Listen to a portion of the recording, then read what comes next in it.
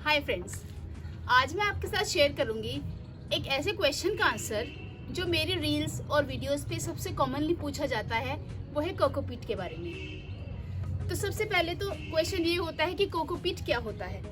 तो guys, cocopeat होता है नारियल के छिलके का बुरादा, जिसको प्रोसेस करके कंप्रेस कर दिया जाता है और जब हम उसमें पानी डालते हैं तो वो एक्सपेंड कर जाता है। तो 1 किलो अगर आपके पास कोकोपीट है तो वो फूल के कम से कम 5 किलो बन जाता है। ये वही फूला हुआ कोकोपीट है जिसको हम अपने सॉइल मिक्स में ऐड करते हैं। तो कोकोपीट के बहुत सारे फायदे हैं सॉइल मिक्स में ऐड करने से। सबसे पहले तो ये मिट्टी को भुरभुरी बनाता है, यानी कि मिट्टी बहुत हल्की हो जाएगी। जब वो जैसे चिकनी मिट्टी होती है वो बहुत हार्ड होती है, अगर आप उसमें उंगली पॉक करने की कोशिश करेंगे तो आपकी उंगली अंदर नहीं जाएगी।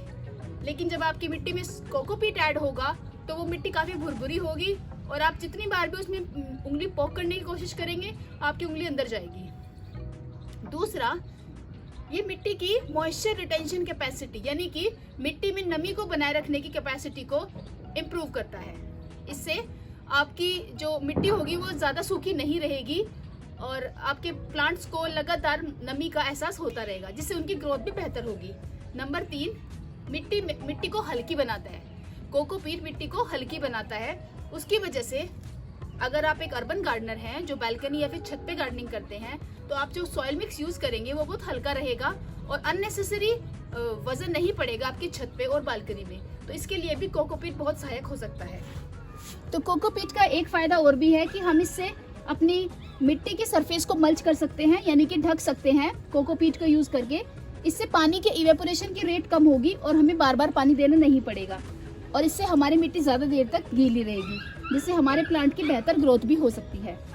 इसके बाद क्वेश्चन आता है कि आप इसको कहाँ से लेते हैं। तो गाइस, मैं आपको बता दूं, मैं इसको अमेज़न से लेती हूँ और कई बार मैं इसको लोकल नर्सरी से भी लेती हूँ। अब मैं आपको बता दूं अंतर क्या होता है दोनों की क्वालिटी में और प्राइस में। क्वालिटी तो एक ही होती है, क्योंकि कुछ ही ब्रांड्स ऐसे होते हैं जो कोकोपीट को बेच रहे हैं, तो वो सोर्स इनका सबका सदर्न इंडिया होता है, तो इसलिए क्वालिटी में तो कोई अंतर नहीं होता, लेकिन कॉस्ट में डेफिनेटली अंतर होता है। जो मैं लोकल नर्सरी से या फिर लोकल दुकानों से खरीदती हूँ वो मुझे 200 रुपये का 5 किलो का ब्रिक मिलता है। वहीं अगर मैं अमेज़न से या फ्लिपकार्ट से खरीदती हूँ तो मुझे 500 रुपये का 5 किलो का ब्रिक मिलता है। तो ये एक बहुत इंपॉर्टेंट डिफरेंस है। आप ऑनलाइन परचेज करना चाहते हैं या फिर अगर आप लोकल से परचेज करना चाहते हैं। अगर आपको अवेलेबिलिटी का इशू है तो डेफिनेटली आप ऑनलाइन ही खरीदेंगे, लेकिन अगर आपके आसपास की दुकानों पे चीज़ें अवेलेबल है तो आप वहीं से ही इसको खरीदें। अब बात करते हैं इसको यूज करके हम सॉइल मिक्स कैसे बनाते हैं। तो सॉइल मिक्स बनाने के लिए हम इसको कभी भी डायरेक्टली यूज नहीं करेंगे, हम इसमें दूसरी चीजें ऐड करेंगे, क्योंकि ये एक इनर्ट मटेरियल होता है। इनर्ट का मतलब होता है इसके अंदर कोई भी न्यूट्रिटिव वैल्यू नहीं होती, क्योंकि ये सिर्फ नारियल का छिलका होता है। इसके अंदर कोई भी माइक्रो न्यूट्रिएंट नहीं होंगे, इसलिए हम इसके अंदर वर्मी कंपोस्ट या गाय की गोबर का खाद या दूसरी चीजें मिलाएंगे। मैं हमेशा रिकमेंड करती हूँ कि आप कोकोपीट में जितनी आप कोकोपीट की मात्रा लेंगे उससे आप डबल गार्डन सॉइल लें। तो अगर आपके पास 1 गमले की मिट्टी है तो आप उसके अंदर आधे गमले की मिट्टी कोकोपीट मिलाइए और जितना आप कोकोपीट मिलाएंगे उतना ही आप वर्मी कंपोस्ट या खाद मिलाएं। तो इससे आपका सॉइल मिक्स तैयार हो जाएगा।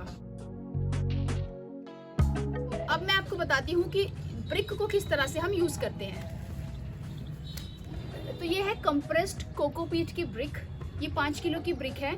अगर मैं इसको एक्सपेंड करूंगी तो ये 25 किलो तक एक्सपेंड हो जाएगी और हमारे पास बन जाएगा 25 किलो फूला हुआ कोकोपीट। तो अगर हम इसमें सिर्फ गार्डन सॉइल मिलाएंगे तो इससे बन जाएगा 75 किलो हमारा सॉइल मिक्स। अगर हम इसमें 25 किलो ही वर्मी कंपोस्ट भी मिलाएंगे तो 100 किलो तक का हमारा सॉइल मिक्स बन जाएगा, एक परफेक्ट सॉइल मिक्स जिसमें आप कोई भी सब्जी, फूल या फल उगा सकते हैं। तो 5 किलो की कोकोपीट की ब्रिक जो कि 200 रुपए की है, इसको अगर हम यूज करेंगे तो हम 100 किलो सॉइल मिक्स बना सकते हैं। तो चलिए मैं आपको दिखाती हूँ कि मैं इसको किस तरह से एक्सपेंड करती हूँ। तो मैं बता दूं कि मैं यूज करती हूँ ये ड्रम। इसके अंदर कोई भी ड्रेनेज होल नहीं है और इसमें मैं ब्रिक को रख देती हूँ। इस ब्रिक को मैं अंदर रख दूंगी और इसके बाद मैं इसके ऊपर पानी डालूंगी।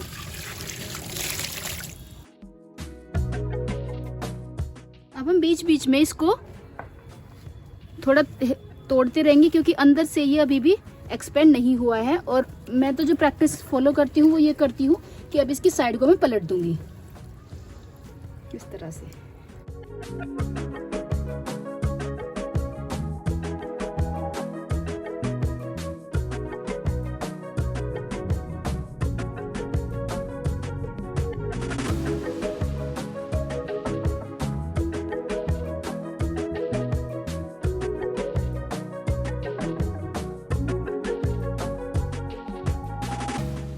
जैसा कि मैंने बताया कि हमें 200 रुपये में 5 किलो की कोकोपीट की ब्रिक मिल सकती है अगर हम लोकल नर्सरी या लोकल मार्केट को एक्सप्लोर करें।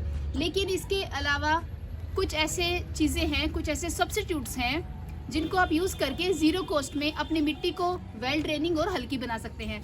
तो वो है पत्तियाँ, सूखी पत्तियाँ आपके गार्डन में जो गिर जाती हैं आप उनको कलेक्ट कर सकते हैं या फिर आप बाहर से भी पत्तियों को सोर्स कर सकते हैं। इनको आप क्रश करके अगर आप अपने सॉइल मिक्स में ऐड करेंगे तो ये भी आपको कोकोपीट वाला ही इफेक्ट देगी। ध्यान रहे कि आपको सूखी पत्तियां उतनी ही डालनी है जितनी मात्रा आप कोकोपीट की डालेंगे। तो अगर आपके पास 1 गमला मिट्टी है तो पत्तियों का चूरा आप डालेंगे कम से कम आधा पॉट। इसके अलावा एक बहुत अच्छे सब्स्टिट्यूट है पत्तियों की खाद। तो ये मेरे पास पत्तियों की खाद है जिसको मैंने घर पे तैयार किया हुआ है।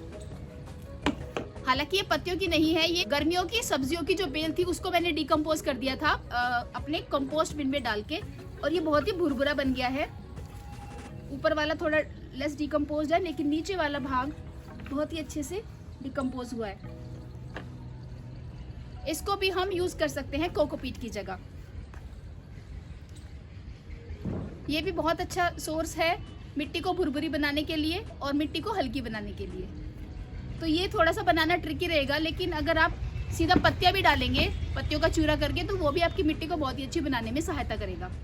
So guys, that's all about today's video. I hope मैंने आपके कोकोपीट से रिलेटेड क्वेश्चंस को आंसर किया है, एड्रेस किया है, और अब आपको कोई भी दिक्कत नहीं आएगी कोकोपीट को यूज़ करने में और कोकोपीट को इस्तेमाल करके सॉइल मिक्स बनाने में। इसके अलावा आप अगर कोकोपीट इस्तेमाल नहीं करना चाहते हैं, उसके सस्ते सब्स्टिट्यूट को इस्तेमाल करना चाहते हैं, तो वो भी मैंने आपके साथ शेयर किया है। So thank you so much for watching.